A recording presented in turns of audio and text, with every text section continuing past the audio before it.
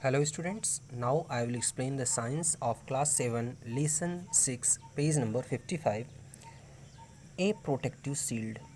इसके बारे में हम समझेंगे। You must have heard about the ozone layer in our atmosphere। आपने हमारे एटमॉस्फेयर में जो हमारे अर्थ के सरफेस के ऊपर हवा की परत है, इसमें आपने ओजोन लेयर के बारे में सुना होगा। आपने ये भी सुना होगा कि ओजोन लेयर धीरे धीरे नष्ट हो रही है। This layer protect us from the harmful ultraviolet radiation of the sun. Ozone की परत हमें सन के अल्ट्रावायलेट रेडिएशन से, मतलब सूर्य से आने वाली वो किरणें जो बहुत ही ज़्यादा गर्म होती हैं और इतनी ज़्यादा गर्म होती हैं कि हमारे स्किन को जला सकती हैं, ऐसे रेडिएशन को, ऐसी किरणों को ओजोन लेयर एब्जॉर्ब कर लेती है, उनको नष्ट कर देती है। This radiation is absorb by ozone and breaks down to oxygen. Ozone layer इन हार्मफुल रेडिएशन को, अल्ट्रावायलेट रेडिएशन को एब्जॉर्ब कर लेती है और ओजोन ऑक्सीजन में टूट जाती है। Oxygen is different from ozone. Oxygen ozone से अलग होता है। Is breaking down of ozone a chemical change.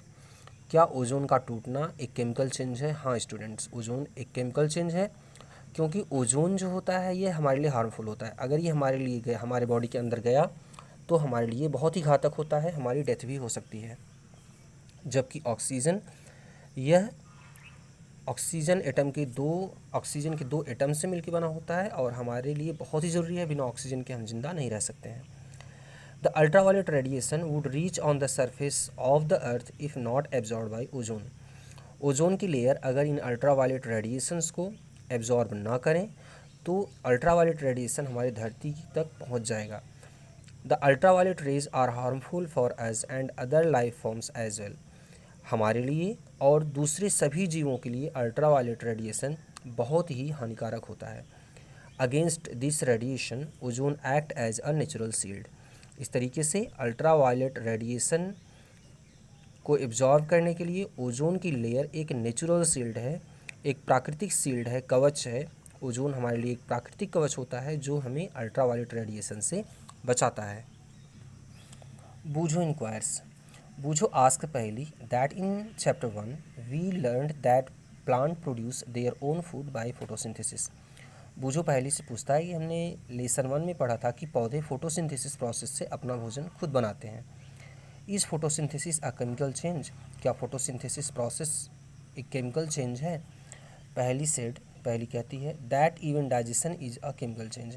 पहले कहती है कि हाँ, फोटोसिंथेसिस तो केमिकल चेंज है ही है। जो हम लोग डाइजेशन करते हैं, खाना खा के खाने को डाइजेस्ट कर लेते हैं, यह भी जो हमारे स्टमक के अंदर होता है, यह भी एक केमिकल चेंज है। अब अगली हेडिंग है स्टूडेंट्स, रस्टिंग ऑफ आयरन। लोहे में जंग का लगना। Rusting is one change that effect iron article and gradually destroy them. Rusting एक ऐसी प्रोसेस होती है जो आयरन लोहे में धीरे धीरे लगती रहती है और ये लोहे को पूरी तरीके से समाप्त कर देती है, लोहे को ख़त्म कर देती है। The loss of financers due to rusting is huge. इस तरीके से जो फाइनेंस लॉस होता है, मतलब पैसे के रूप में जो हमारा नुकसान होता है, यह बहुत ही अधिक होता है। स्टूडेंट्स, जैसे हमने कोई लोहे की चीज़ खरीदी तो हम पैसा लगा के ही खरीदेंगे इसको, और अगर रस्टिंग हुई, मतलब धीरे धीरे उस पूरे लोहे पर जंग लग जाती है और वह सामान हमारा ख़राब हो गया, तो हमारा पैसे के रूप में नुकसान होता है। तो इस तरीके से रस्टिंग से बहुत सारा पैसा रस्टिंग की प्रोसेस में नुकसान होता है। Iron is used in making bridges. Iron का यूज़ हम लोग कहाँ करते हैं?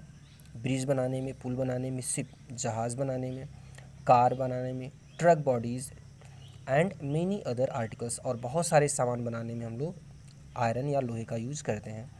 The process of rusting can be expressed as. और ये जो रस्टिंग की प्रोसेस होती है, लोहे पर जंग लगने की प्रोसेस है, उसे हम केमिकली कैसे लिखेंगे? Iron Fe plus oxygen O2 from the air, हवा से ऑक्सीजन, प्लस वाटर H2O। ये क्या तीनों मिलकर बनाते हैं? रस्ट, मतलब जंग। इसका फार्मूला क्या है? Iron oxide Fe2O3। The presence of both oxygen and water और water vapour is essential for the process of rusting. लोहे में जंग के लगने के लिए आवश्यक है कि ऑक्सीजन भी हो, लोहा भी हो और पानी भी हो। अगर इन तीनों में से कोई भी चीज़ें नहीं हैं तो रस्ट नहीं लगेगी, जंग नहीं लगती है। Rusting becomes faster if the air is humid. अगर हमारी हवा में नमी ज़्यादा है तो जंग के लगने की प्रोसेस तेज़ हो जाती है, बढ़ जाती है। That is when the content of moisture in air is high. इसका मतलब ये हो गया कि जब नमी हमारी हवा में ज़्यादा होती है तो जंग लगने की प्रोसेस बहुत ही ज़्यादा जल्दी हो जाती है, बहुत तेज़ हो जाती है। How rusting can be prevented. जब हमारे लिए रस्टिंग इतना नुकसानदायक है तो हम लोहे में जंग के लगने को कैसे रोक सकते हैं। Iron articles can be prevented from getting rusted by keeping them away from the contact with oxygen और वाटर वेपर और बोथ। तो अगर हम अपने लोहे की चीज़ों को इसमें हवा न लगने दें, ऑक्सीजन न लगने दें और पानी भी न टच करे या पानी की भाप भी न टच करे तो लोहे में जंग के लगने की प्रोसेस को हम रोक सकते हैं। Applying a coat of paint और ग्रीस।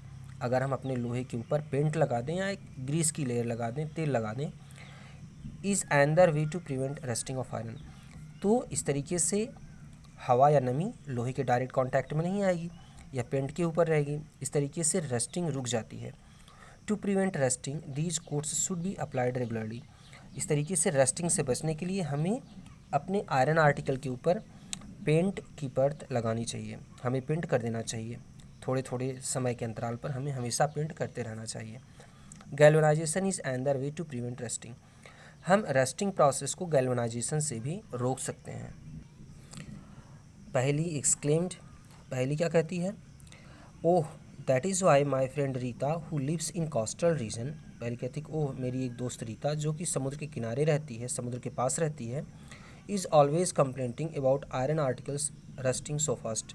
वो हमेशा ये कहती है कि आयरन के जो सामान होते हैं, लोहे के बने हुए सामान, ये बहुत जल्दी जंग खा जाते हैं। तो ऐसा इसलिए है स्टूडेंट्स क्योंकि कोस्टल एरियाज़ में, समुद्र के किनारे के स्थान में हमेशा नमी ज़्यादा होती है और वहाँ रस्टिंग का रेट बहुत ही तेज़ होता है। अब स्टूडेंट्स हम गैल्वेनाइजेशन के बारे में और थोड़ा समझेंगे। It is the process of depositing a layer of metal like chromium और जिंक ऑन आयरन। तो गैल्वेनाइजेशन क्या होता है कि दूसरी मेटल जैसे क्रोमियम और जिंक जिनमें रस्टिंग नहीं होती है, इसकी एक परत अगर हम लोहे के ऊपर चढ़ा दें तो इसी प्रोसेस को हम गैल्वेनाइजेशन बोलते हैं। The iron pipe in our homes are galvanized to prevent rusting which are use to carry water. हमारे घरों में लोहे की जो पाइप लगी होती है, स्टूडेंट्स आपने देखा होगा कि आजकल जो लोहे की पाइपें आ रही हैं थोड़ा सा ब्राउनिश कलर की होती है, इनके ऊपर एक पेंट चढ़ा होता है। एक्चुअली में यह जिंक की लेयर होती है और इसकी वजह से लोहे में जंग नहीं लगती क्योंकि लोहे की पाइपों में हमेशा पानी जाता रहता है और पानी से जंग लगने की प्रोसेस तेज़ हो जाएगी। तो इसको बचाने के लिए आयरन के ऊपर हम जिंक की एक लेयर चढ़ा देते हैं। Students we know that ships are made of iron and part of them remains under water. हमें पता है कि जो पानी की जहाज़ होती है ये लोहे की बनी होती है और इसका ज़्यादा हिस्सा हमेशा पानी के नीचे होता है। Water drops keep clinging to the ships outer surface also which is above water. तो जहाज़ का जो भाग पानी के नीचे होता है या पानी के ऊपर होता है उसमें पानी लगता रहता है। Moreover the sea water contains many salts which speed up the function of rust. समुद्र के पानी में साल्ट नमक की मात्रा ज़्यादा होती है जिससे रस्टिंग की स्पीड बहुत बढ़ जाती है। Therefore in spite of being painted, इसलिए जहाज़ को पेंट करने के अलावा ships suffer a lot of damage due to rusting. Paint करने के बावजूद भी जहाज़ को बहुत ज़्यादा नुकसान हो जाता है। बिकॉज ऑफ दिस, इसी कारण से एवरी ईयर, हर साल, a segment of ships iron has to be replaced. हमें जहाज़ के एक बड़े भाग में आयरन को रिप्लेस करना पड़ता है, आयरन दूसरा लगाना पड़ता है वहाँ पर। Imagine the monetary loss to the worlds due to rusting of iron. अब आप कामना करिए, आप एक इमेजिन करिए कि विश्व में कितनी ऐसे पानी की जहाज़ें हैं और कितना ज़्यादा हमें आयरन हर साल रिप्लेस करना पड़ता है और इस तरीके से कितना ज़्यादा हमें पैसे का नुकसान हो जाता है। Stainless steel does not rust because it is made of mixing iron with carbon and metals like chromium, निकल एंड मैग्नीज।